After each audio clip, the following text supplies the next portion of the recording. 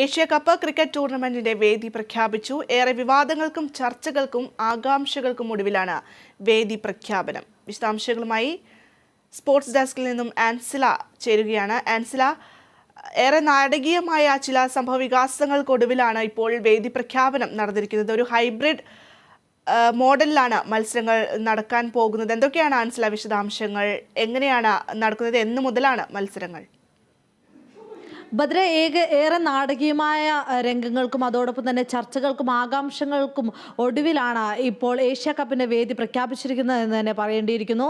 കാരണം ഇത് ചൊല്ലിൽ വലിയ രീതിയിലുള്ള വിവാദങ്ങൾ BCCIയും PBയും തമ്മിൽ തുടർന്ന് വരികയായിരുന്നു. അതിനുശേഷമാണ് ഇപ്പോൾ ഹൈബ്രിഡ് മോഡലിൽ ഇപ്പോൾ വേദി പങ്കിടാമെന്നൊരു നിലയിലേക്ക് കാര്യങ്ങൾ എത്തിയിരിക്കുന്നത്. പാകിസ്ഥാനും ശ്രീലങ്കയിലുമായിട്ടായിരിക്കും മത്സരങ്ങൾ നടക്കുക. 4 മത്സരങ്ങൾ പാകിസ്ഥാനിലും അതോടൊപ്പം തന്നെ ബാക്കിയുള്ള 9 മത്സരങ്ങൾ ശ്രീലങ്കയിലുമായിട്ടായിരിക്കും നടക്കുക. ഇതിൽ ശ്രീലങ്കയിൽ വെച്ച് നടക്കുന്ന 9 മത്സരങ്ങളിലായിരിക്കും ഇന്ത്യയുടെ മത്സരങ്ങൾ ഉൾപ്പെടുക എന്നതും എടുത്തു പറയേണ്ട ഒരു കാര്യമാണ്. നീണ്ട 15 വർഷത്തെ ഇടവേളയ്ക്ക് ശേഷമാണ് പാകിസ്ഥാനിൽ വെച്ച് ഇത്തരത്തിൽ ഏഷ്യ കപ്പ് മത്സരങ്ങൾ തിരിച്ചെത്തുന്ന എന്നൊരു പ്രത്യേകതയും ഇത്തവണത്തെ ഏഷ്യ കപ്പ് മത്സരങ്ങൾക്കുണ്ട്. അതോടൊപ്പം തന്നെ ഈ ഹൈബ്രിഡ് മോഡൽ നേരത്തെ സൂചിപ്പിച്ചതുപോലെ തന്നെ വലിയ രീതിയിലുള്ള ചർച്ചകളും വിവാദങ്ങളും ഒക്കെ ഉരുത്തിരിഞ്ഞു വന്ന സാഹചര്യത്തിൽ പാകിസ്ഥാൻ ക്രിക്കറ്റ് ബോർഡാണ് ഈ ഹൈബ്രിഡ് മോഡൽ എന്നൊരു ആശയം മുൻപോട്ട് വെച്ചിട്ടുണ്ടായിരുന്നത്. അതിനെ ഇപ്പോൾ ഏഷ്യ കപ്പ് കമ്മിറ്റി അംഗീകരിക്കുക ചെയ്തതോടുകൂടിയാണ് ഇപ്പോൾ ഹൈബ്രിഡ് രീതിയിൽ ഹൈബ്രിഡ് മോഡലിൽ വേദികൾ പങ്കിടാമെന്നൊരു ആശയത്തിലേക്ക് എത്തിച്ചേരുകയുണ്ടായിരുന്നത്. ഓഗസ്റ്റ് 31 മുതൽ സെപ്റ്റംബർ 17 വരെയാണ് ഏഷ്യ കപ്പ് മത്സരങ്ങൾ നടക്കുന്നത്. 6 ടീമുകൾ മാറ്റിരിക്കുന്ന ടൂർണമെന്റ് 2 ഗ്രൂപ്പുകളിലായാണ് നടക്കുക.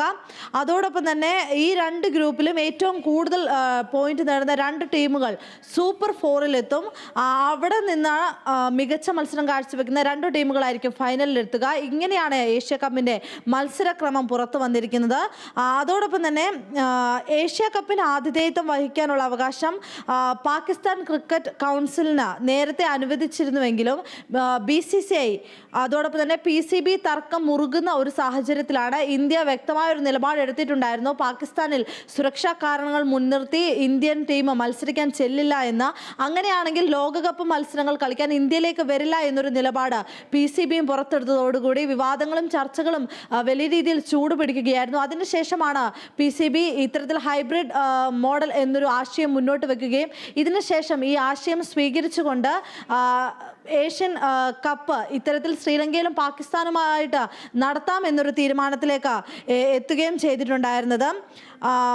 അതോടൊപ്പം തന്നെ ഹൈബ്രിഡ് മോഡലിന് ഏഷ്യൻ ക്രിക്കറ്റ് കൗൺസിൽ യോഗത്തിൽ അംഗീകാരം ലഭിച്ചതോടുകൂടിയാണ് ഇന്ന് വൈകുന്നേരത്തോടുകൂടി ഇത്തരത്തിൽ ഹൈബ്രിഡ് മോഡലിൽ പാകിസ്ഥാനിലും ശ്രീലങ്കയിലുമായിട്ട് ഏഷ്യ കപ്പ് മത്സരങ്ങൾ നടത്താമെന്ന തീരുമാനത്തിലേക്ക് എത്തിയിട്ടുണ്ടായിരുന്നത്.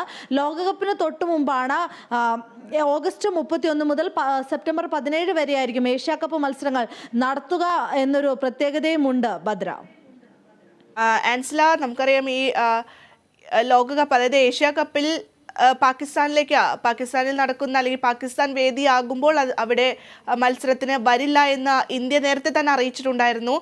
അതേസമയം തന്നെ ലോകകപ്പ് ഈ നടക്കുന്ന സമയത്ത് അത് ഇന്ത്യ വേദിയാകുമ്പോൾ ഇന്ത്യയിലേക്ക് കളിക്കാൻ വരില്ല എന്ന് പാകിസ്ഥാനും ഒരു നിലപാട് അറിയിച്ചിട്ടുണ്ട്. ആൻസില നേരത്തെ സൂചിപ്പിച്ചതുപോലെ ഇനി എന്തായിരിക്കും ആ ഒരു ലോകകപ്പിന്റെ ഭാവി എന്നുള്ളതാണ്. കാരണം ഇനി അടുത്തൊരു ചർച്ചാ വിഷയമാകാൻ പോകുന്നത് പാകിസ്ഥാന്റെ നിലപാട് എന്തായിരിക്കും എന്നുള്ളതാണ്. പാകിസ്ഥാൻ ഇപ്പോൾ അയയുന്ന ആ ഒരു സമീപനത്തിലേക്ക് മാറിയിരിക്കുകയാണോ? എന്തൊക്കെയാണ് ആൻസില അത് സംബന്ധിച്ച വിശദാംശങ്ങൾ? ഭദ്ര, BCCIയും PCBയും തമ്മിലുള്ള തർക്കം പ്രധാനമായും മുറുകിയിരുന്നതിൻ്റെ ഒരു കാരണമെന്ന് പറയുന്നത് സുരക്ഷാ കാരണങ്ങൾ മുൻനിർത്തി പാകിസ്ഥാനിലേക്ക് ഇന്ത്യൻ ടീം ചെല്ലില്ല എന്ന് പറഞ്ഞുകൊണ്ടായിരുന്നു. ഇന്ത്യൻ ടീം ഇത്തരത്തിലൊരു കടുത്ത നിലപാട് സ്വീകരിച്ചതോടെ പാകിസ്ഥാൻ ആദ്യം ഈ ഹൈബ്രിഡ് മോഡൽ എന്നൊരു നിർദ്ദേശം മുൻപോട്ട് വെക്കുകയുണ്ടായിരുന്നു. എന്നാൽ ഈ നിലപാട് BCCI തള്ളിക്കളയുകയായിരുന്നു. അതിനുശേഷമാണ് ഏഷ്യ കപ്പ് ക്രിക്കറ്റിനായി പാകിസ്ഥാനിലേക്ക് ഇന്ത്യൻ ടീം എത്തിയില്ലെങ്കിൽ ലോകകപ്പിനായി ഇന്ത്യയിലേക്ക് വരില്ല എന്നൊരു നിലപാട് PCBയും എടുത്തിട്ടുണ്ടായിരുന്നത്. അതിനുശേഷമാണ് BCCI ഒരു തങ്ങളുടെ നിലപാടിൽ ഒരു അയവ് വരുത്തുകയും ഇത്തരത്തിൽ നമുക്കറിയാം ലോകകപ്പ് 4 വർഷം കൂടി നടത്തുന്ന ഒരു ക്രിക്കറ്റ് മാമാങ്കമാണ് ഈ ലോകകപ്പ്. ആ ഒരു ലോകകപ്പിന് പാകിസ്ഥാനെ പോലുള്ള ഒരു ടീം എത്തിയില്ലെങ്കിൽ മത്സരത്തിന്റെ ശോഭ എത്രത്തോളം കെടുമെന്നതും അറിയാം. അത്തരത്തിൽ BCCI തങ്ങളുടെ നിലപാടിൽ നിന്ന് പുറകോട്ട് പോവുകയും അതിനുശേഷമാണ് ശ്രീലങ്കയും പാകിസ്ഥാനും വേദിയാകാം എന്നൊരു നിലപാടിലേക്ക് ഏഷ്യ കപ്പ് ക്രിക്കറ്റ് കൗൺസിൽ എത്തുകയും ചെയ്തിട്ടുണ്ടായിരുന്നത്. ഇത്തരത്തിൽ ഇരു രാജ്യങ്ങളും സംയുക്തമായിട്ട് വേദിയാകാം എന്ന തീരുമാനത്തിലെത്തിയതോടെ ഇനി തീർച്ചയായും ഇന്ത്യയിൽ നടക്കുന്ന ലോകകപ്പ് മത്സരങ്ങൾക്ക് പാകിസ്ഥാൻ എത്തുമെന്ന് തന്നെയാണ് BCCIയും കണക്ക് കൂട്ടുന്നത്. അതിൽ എടുത്തു പറയേണ്ട ഒരു കാര്യം എന്ന് പറയുന്നത് ഇത്തരത്തിൽ ഹൈബ്രിഡ് വേദി ആക്കുന്നതോടുകൂടി പാകിസ്ഥാനിലേക്ക് മത്സരത്തിനായി ഇന്ത്യൻ ടീമിന് ചെല്ലേണ്ട എന്നൊരു പ്രത്യേകതയുണ്ട്. ഇന്ത്യൻ ടീമിന്റെ മത്സരങ്ങൾ നടക്കുക ശ്രീലങ്കയിൽ വെച്ചായിരിക്കും. 13 മത്സരങ്ങളാണ് ഈ ടീമുകൾക്ക് ഉള്ളത്. ഈ 13 മത്സരങ്ങളിൽ 4 മത്സരങ്ങൾ മാത്രമേ പാകിസ്ഥാനിൽ വെച്ച് നടക്കുന്നുള്ളൂ. ബാക്കിയുള്ള 9 മത്സരങ്ങളും ശ്രീലങ്കയിൽ വെച്ചായിരിക്കും നടക്കുക.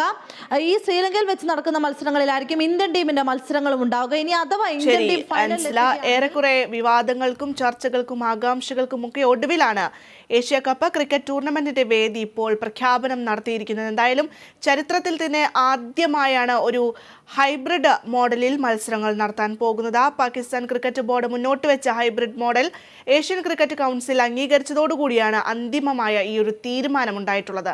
മാത്രമല്ല നീണ്ട 15 വർഷത്തെ ഇടവേളയ്ക്ക് ശേഷമാണ് പാകിസ്ഥാനിലേക്ക് ഏഷ്യ കപ്പ് മത്സരങ്ങൾ തിരിച്ചെത്തുന്നത് എന്നൊരു പ്രത്യേകത കൂടി ഇത്തവണത്തെ മത്സരങ്ങൾക്കുണ്ട്. എന്തായാലും ഓഗസ്റ്റ് 31 മുതൽ സെപ്റ്റംബർ 17 വരെയാണ് ഏഷ്യ കപ്പ് മത്സരങ്ങൾ നടക്കുന്നത്. 6 ടീമുകൾ മാറ്റുരയ്ക്കുന്ന ടൂർണമെന്റ് 2 ഗ്രൂപ്പുകളായിട്ടാണ് നടക്കുന്നത്.